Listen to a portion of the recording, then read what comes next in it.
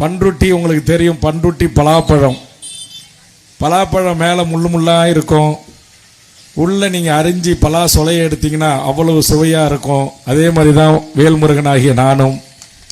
நீங்கள் பாட்டாளி மக்கள் கட்சியிலிருந்து வந்தவர் அப்படி என்று யாரும் எட்டே இருந்து என்னை பார்த்தால் கொஞ்சம் கரடு முரடாகத்தான் கேள்விப்படுவீர்கள். ஆனால் பலாப்பழம் பார்க்கின்ற போது அதை கை வைத்து மார்போடு அணைத்து தூக்குகின்ற போது முட்கள் குத்தும். அதே பலாப்பழத்தை நீங்கள் அறுத்து சுளைகளை எடுத்து சுவைத்தால் மிக அற்புதமாக இனிக்கும். அதுபோன்றுதான் என்னை எட்டிருந்து பார்ப்பவர்கள் எப்படி வேண்டுமானாலும் என்னை ஏசலாம், பேசலாம், உங்கள் மதுரை பாணியில் வையலாம். ஆனால் என்னோடு பழகிய பிறகுதான் தெரியும் வேல்முருகன் என்பவன் அன்புக்கானவன், பாசத்திற்குரியவன், என் தமிழீழ மக்களின் அன்பையும் தாய் தமிழக மக்களின் அன்பை பெற்றவனாக வாழ்ந்து மறைய வேண்டும். அதுதான் என்னுடைய ஆசை. எனக்கு பெருசாக சொத்து பத்து பணம் பதவி அது மேலெல்லாம் நம்பிக்கை இல்லை. வாழ்கின்ற காலத்தில் இந்த மண்ணுக்கும் இந்த மக்களுக்கும் இந்த மண்ணில் வாழ்கின்ற நம்முடைய உறவுகளும் நாம் ஒருவருக்கொருவர் சாதி சண்டை செய்து கொள்ளாமல், மத சண்டை செய்து கொள்ளாமல் வாழ்கின்ற காலத்தில் நாம் அன்போடு வாழ்ந்து நமக்கான உரிமைகளை பெற்று நம்முடைய பிள்ளை செல்வங்களுக்கான நல்ல கல்வியை பெற்று இந்த கஞ்சா, போதை, வாஸ்து, குடி, டாஸ்மார்க்கு இது எல்லாம் இல்லாத ஒரு அற்புதமான இளைய தலைமுறையை உருவாக்க வேண்டும் என்பதற்காகத்தான் நான் இன்றைக்கு தமிழ்நாடு முழுவதும் சுற்றி வருகிறேன்.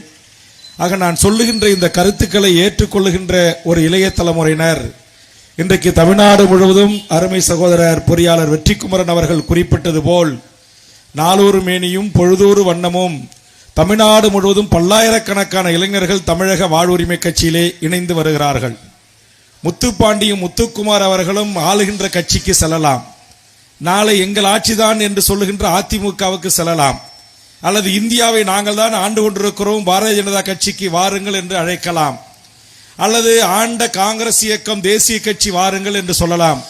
ஆனால் இந்த இருவரும் தலைமைகளும் சரி, ஏற்கனவே இருந்த தமிழ் சமூகத்தின் ஆளுமைகளும் சரி, இந்த கட்சிகளுக்கு எல்லாம் போவாமல் ஒரு முந்திரி காட்டில் விவசாய குடியில் பிறந்த வேல்முருகன் தலைமையை ஏற்றுக்கொண்டு மதுரை ஒத்தக்கடையிலே இங்கே ஆயிரக்கணக்கில் திரண்டிருக்கிறீர்கள் என்று சொன்னால் அவர்கள் இன்றைய தமிழ் சமூகத்திற்கு அண்ணன் வேல்முருகனை போன்றவர்கள் தேவை என்று ஆய்ந்து அறிந்து உணர்ந்து தம்பி முத்துக்குமார், ஜெரோன்குமார் போன்றவர்களுடைய கருத்துக்களை கேட்டு நாம் ஏன் தமிழக வாழ்வுரிமை கட்சியில் சேரக்கூடாது என்பதை குறித்து பலமுறை சிந்தித்து இன்றைக்கு அவர்கள் அனைவரும் தமிழக வாழ்வுரிமை கட்சியில் தங்களை இணைத்துக் கொண்டிருக்கிறார்கள்.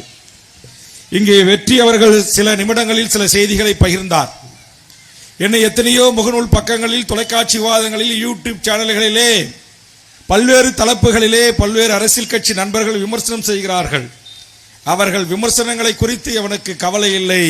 என் தமிழ் சமூகத்திற்கு கிடைத்த இந்த பதவியை பயன்படுத்தி வேல்முருகன் இந்த 1/4 நூற்றாண்டு கால சட்டமன்ற வரலாற்றில் என்ன சாதித்திருக்கிறான் என்பதைத்தான் அறிவார்ந்த சமூகம், நாளைய இளைய தலைமுறை பேசும்.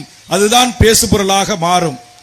அப்படி இங்கு அமர்ந்திருக்கக்கூடிய எனது அருமை தாய்மார்கள், எனது அருமை இளைஞர்கள், இந்த ஒத்தக்கடை பகுதியில் வாழ்கின்ற பொதுமக்கள் அனைவரும் வேல்முருகன் ஆகிய ஒருவன் ஒரு சட்டமன்ற உறுப்பினர் என்கிற எம்எல்ஏ என்கிற ஒரு பதவியில் இருக்கிறான். ஏற்கனவே 2 முறை இருந்திருக்கிறான். தற்போது ஒரு 5 ஆண்டு காலம் 4 ஆண்டு காலத்தை நிறைவு செய்திருக்கிறான்.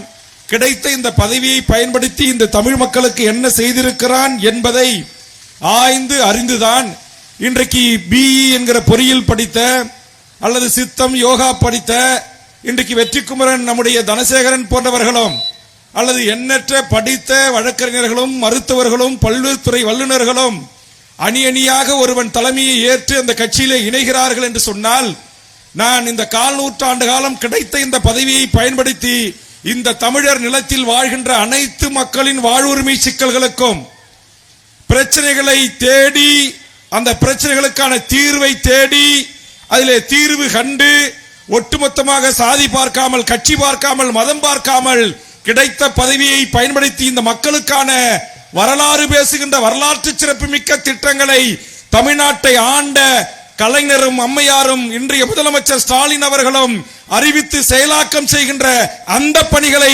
தமிழக சட்டமன்றத்தில் துணிந்து எதிர்த்து கேட்டு கேள்வி எழுப்பி செய்தவன் என்பதை இந்த நேரத்திலே மார்தட்டி உரிமையோடு நான் பதிவு செய்ய விரும்புகிறேன்.